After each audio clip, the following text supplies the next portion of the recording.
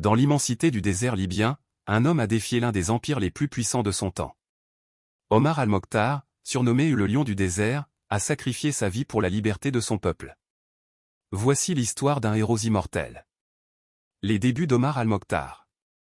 Omar al-Mokhtar est né en 1862 dans un petit village de Cyrénaïque, dans l'est de la Libye. Orphelin très jeune, il est pris en charge par la confrérie des Sanoussis, une organisation religieuse qui prône la justice et la résistance face à l'oppression. Là, Omar reçoit une éducation spirituelle et apprend l'importance du leadership et de la stratégie. En 1911, la Libye est envahie par les forces italiennes. Les terres sont confisquées, les populations brutalisées, mais un homme se lève, Omar al-Mokhtar. La résistance héroïque.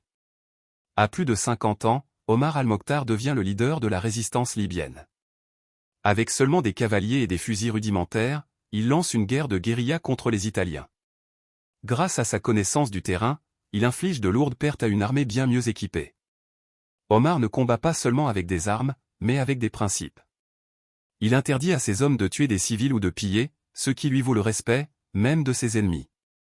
Mais l'Italie, humiliée, décide de réagir avec une brutalité sans précédent, camps de concentration, destruction de villages, et répression sanglante. Malgré cela, Omar et ses hommes continuent de se battre, défiant l'Empire pendant plus de 20 ans. La capture et le procès. En septembre 1931, lors d'un raid, Omar al-Mokhtar est capturé par les Italiens. Fatigué mais toujours digne, il est conduit à Benghazi pour un procès expéditif. Les juges italiens espéraient briser son esprit, mais Omar reste inflexible.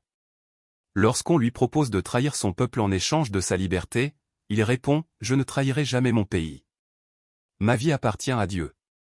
Le 16 septembre 1931, Omar al-Mokhtar est pendu publiquement devant des milliers de Libyens, dans une tentative de décourager la résistance.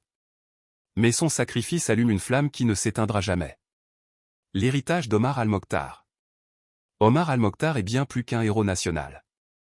Il est un symbole universel de la lutte contre l'injustice et de la défense des valeurs humaines. Sa mémoire est célébrée non seulement en Libye, mais dans tout le monde arabe et africain.